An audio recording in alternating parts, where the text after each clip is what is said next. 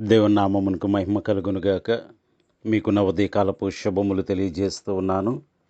April 30వ తేదీ 2026 సంవత్సరము గురువారము. ఈరోజు వాక్యము సమూయేలు 2వ గ్రంథము 14వ అధ్యాయము 2వ వచనము. తెకోవా నుండి యుక్తిగల ఒక స్త్రీని పిలువనంపించి ఏడ్చుచున్న దానవైనట్టు నటించి దుఃఖ వస్త్రములు ధరించుకుని తైలము పూసుకొనక బహుకాలము దుఃఖపడిన దానివలే నుండి. దేవుడి వాక్యము ద్వారా నేడు మనతో మాట్లాడి మనము తెలివి కలిగిన వారముగా, వాక్య జ్ఞానము కలిగిన వారముగా, సమస్తమైన ప్రవర్తనలో దేవునికి ఇష్టకరముగా జీవించే కృప దేవుడు మనలో ప్రతి ఒక్కరికి దయచేయునుగాక. ఆమేన్. రాజైన దావీదు అబ్షాలోము మీద ప్రాణము పెట్టుకుని ఉన్నాడని దావీదు సహోదరి అయిన సెరూయ కుమారుడైన యోవాబు గ్రహించాడు. అప్పుడు అతడు ఒక ప్రణాళిక వేశాడు. తెకోవా అనే ప్రాంతము నుండి ఒక యుక్తిగల స్త్రీని పిలువనంపించాడు. ఎందుకనగా దావీదు యొక్క పరిస్థితిని అతనికి వివరించుటకు. యోవాబు ఎంతో తెలివైన ప్రణాళిక వేశాడు. అతడు తెకోవా అనే ప్రాంతమునకు మనుషులను పంపించి అక్కడ నుండి ఒక వివేకము గల స్త్రీని పిలిపించి, నీవు దుఃఖ వస్త్రములు ధరించుకుని తైలము పూసుకొనక దుఃఖిస్తున్న స్త్రీ వలె నటించు అన్నాడు. చూడండి, ఈ వచనంలో వివేకము గల స్త్రీ అని రాయబడింది. యోవాబు ఒక సాధారణ వ్యక్తిని కాక సమయోచితంగా మాట్లాడగలిగే వివేకము గల స్త్రీని ఎంచుకున్నాడు.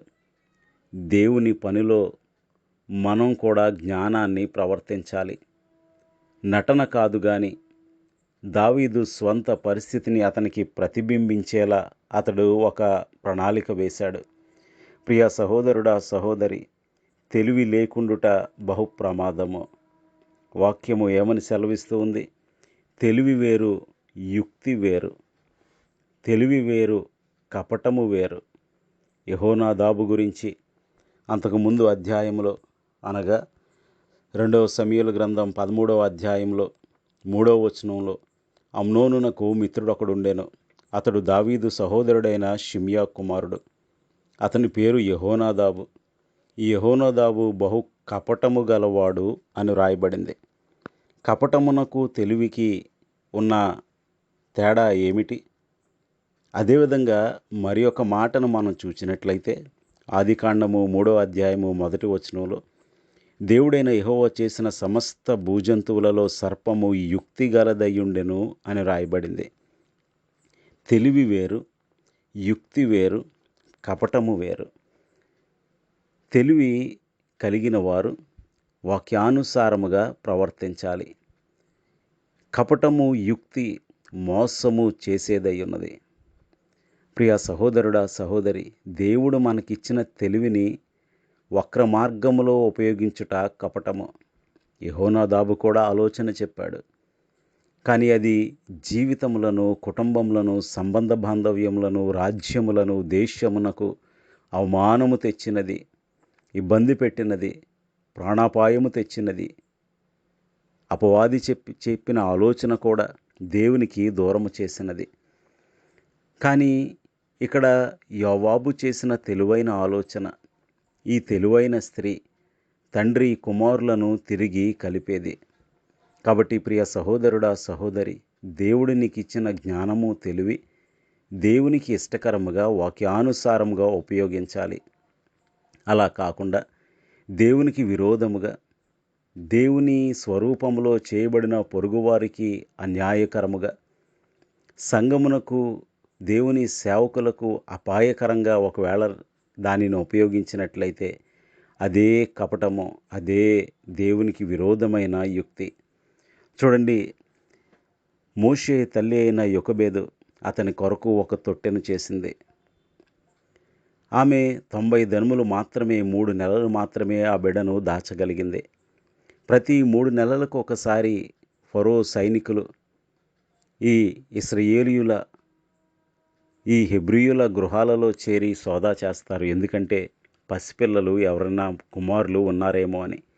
కాబట్టి ఈ 90 దినాలలో ఆమె తొట్టెను చేయటం, ఆ నైలు నదిలో ఎక్కడ విడిచిపెట్టాలో తెలుసుకోవటం, ఫరో కుమార్తె యొక్క సమయాలను, ఏ సమయానికి వస్తుంది, ఏ సమయానికి వెళ్తుంది అనేది సమస్తము ఆమె ఈ 90 దినాలలో గమనిస్తూ, గ్రహిస్తూ, చక్కని ప్రణాళిక వేస్తూ, దానితో పాటు ఆమెకు 7 సంవత్సరాల కుమార్తె అయిన మిరియామును తర్ఫీదు చేసింది. ఏమని? నీ తమ్ముడైన మోషేను ఇక్కడ బుట్టలో విడిచిపెడతాము. ఎప్పుడైతే ఫరో కుమార్తె వస్తుందో సమయానుకూలంగా, సమయస్ఫూర్తితో నీవు మాట్లాడి, ఈ హెబ్రీ బాలుని కొరకు ఒక దాదిని తీసుకుని వస్తున్నా అని నీవు ప్రశ్నించాలి. ఆమెను ఒప్పించాలి. చాలా తక్కువగా మాట్లాడాలి. చాలా ప్రభావవంతంగా మాట్లాడాలి. సమయానుకూలమైన జ్ఞానము నీవు ప్రదర్శించాలి. సమయస్ఫూర్తితో మాట్లాడాలి అని 7 సంవత్సరాల ఆ చిన్న బిడను తర్ఫీదునిచ్చింది. ఆ 2 నిమిషాలలో, ఆమెకు ఇచ్చిన ఆ కొద్ది క్షణాలలో తన తమ్మునిని ఎంతగా జ్ఞానముతో రక్షించుకున్నదో, తన తమ్మునిని తిరిగి తన తల్లి యొద్దకు చేర్చిందో, తన తమ్మునిని పోషించే బాధ్యత రాజకుమార్తె చేత తన తల్లికి వచ్చినట్లు ఎంత జ్ఞానంతో ప్రవర్తించిందో, ఎంత తెలివితో ఆమె సమస్తమును జరిగించిందో మనం ఎరుగుదము. ప్రియ సహోదరుడా, సహోదరి, మరి మన ప్రవర్తన, మన ఆలోచన, మన మాటలు, దేవుడు మనకిచ్చిన జ్ఞాన వివేకములు మరి దేవునికి ఇష్టకరముగా ఉపయోగిస్తూ ఉన్నామా? దేవునికి మహిమకరంగా జరిగిస్తూ ఉన్నామా? వాక్యానుసారంగా సమస్తము మనము చేయించు ఉన్నామా? జ్ఞానము గల స్త్రీ తన ఇల్లు కట్టుకుంటుంది. యెజబేలు తన జ్ఞానము చేత దేశమును ఎంతగానో అపవిత్రపరిచింది. అన్యాయముగా నాబోతు ద్రాక్ష తోటను లాగుకున్నది. దేవునికి విరోధంగా బయలు ప్రవక్తలను పోషించినది. దేవుని ప్రవక్తలను చంపుటకు పూనుకొన్నది. ఎంతో భయంకరమైన రాజకుమార్తెగా ఆమె చరిత్రలో హీనురాలయ్యింది. ఎందుకంటే దేవుడు ఆమెకిచ్చిన జ్ఞానాన్ని ఆమె దేవునికి విరోధంగా, దేవుని ప్రజలకు విరోధంగా ఉపయోగించింది. మరి ప్రియ సహోదరుడా, సహోదరి, తెలివిలేని మనుషులు, జ్ఞానం లేని మనుషులు చాలా అరుదుగా ఉంటారు. కానీ తెలివి కలిగిన వారు దానిని దేని కొరకు ఉపయోగిస్తూ ఉన్నారు? ఆకాను తనకు కలిగిన తెలివిని దొంగతనం చేయటానికి ఉపయోగించాడు. దేవునికి విరోధంగా ప్రవర్తించాడు. అతడు ఎక్కడ ఆ విలువైనది ఉంది, దానిని ఎలా తీసుకురావాలి, ఎక్కడ దాచిపెట్టాలి అని ఆలోచించాడే తప్ప ఆ తెలివి వలన అది తమ దేశమునకు ఎంత హాని కలుగజేస్తుందో అతడు ఆలోచించలేదు. కాబట్టి ప్రియ సహోదరుడా, సహోదరి, దేవుడు మనకిచ్చిన దేనినైనా దేవుని మహిమ కొరకే ఉపయోగించాలి. దేవుని చిత్తానుసారముగా ఉపయోగించాలి. ఈ తెలివి కలిగిన స్త్రీ తన మాటల చేత తండ్రి కుమారులను ఏకము చేసింది. 3 సంవత్సరాలు ఎడబాటుతో ఉన్న తండ్రి కుమారులను కలిపింది. తెలివితో మాట్లాడింది. సంబంధ బాంధవ్యములను కలిపింది. మరి ప్రియ సహోదరుడా, సహోదరి, నీ మాటలు కలిపేవా, విడగొట్టేవా, కట్టేవా, పడగొట్టేవా? ఎలా ఉన్నాయి మన మాటలు? ఎలా ఉంది మన వివేచన? చాలామంది తమకు కలిగిన జ్ఞానముతో సంబంధ బాంధవ్యములను తెంచేవారుగా, భార్య భర్తల మధ్య ఇబ్బందులు కలిగించేవారిగా, మనస్పర్ధలు పెంచేవారిగా, తోబుట్టోల మధ్యలో దూరాన్ని పెంచేవారిగా, సంఘ సభ్యుల మధ్య గొడవలు రేపేవారిగా, సంఘములో కలహములు పుట్టించేవారుగా ఉంటారు. కానీ వారికి తీర్పు తప్పదు. యెజబేలుకు ఏ విధంగా తీర్పు తప్పలేదో అదేవిధంగా దేవునికి విరోధంగా, సంఘమునకు విరోధంగా, సంబంధ బాంధవ్యాలకు ఆటంకకరముగా, విరోధముగా ఎవరైతే తమ జ్ఞానమును, మాటలను, దేవుడిచ్చిన వాటిని ఉపయోగిస్తారో వారికి శిక్ష తప్పదు. అయితే జ్ఞానము గల స్త్రీ తన ఇల్లు కట్టుకుంటుంది. కాబట్టి ప్రియ సహోదరుడా, సహోదరి, దేవుడు నీకు ఇచ్చిన జ్ఞానముతో, తెలివితో, వివేచనతో, మాట తీరుతో ఇంటిని కట్టుకోవాలి. సంబంధ బాంధవ్యములను నిలవబెట్టుకోవాలి. దేవుని సంఘమునకు మేలు చేయాలి. ఇంతకు మించిన జీవితం క్రైస్తవత్వంలో, పరిశుద్ధ గ్రంథంలో లేదు.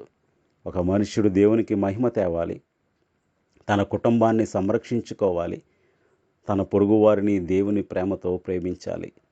మరి వీటి విషయంలో దేవుడు మనకిచ్చిన జ్ఞానమును, తెలివిని, వివేచనను, తలాంతులను ఉపయోగిస్తూ ఉన్నామా? ప్రార్థన చేసుకుందాం. సర్వోన్నతుడును సర్వశక్తివంతుడు అయిన మా ప్రియ పరలోకపు తండ్రి, జీవం గల దేవ, యోవాబు దావీదు అబ్షాలోములను తిరిగి కలుపుటకు తెలివిగల స్త్రీని తెకోవ ప్రాంతము నుండి పిలిపించాడు. అవును ప్రభువా, తెలివి లేకుండుట బహుభయంకరము, ఎంతో ప్రమాదకరము.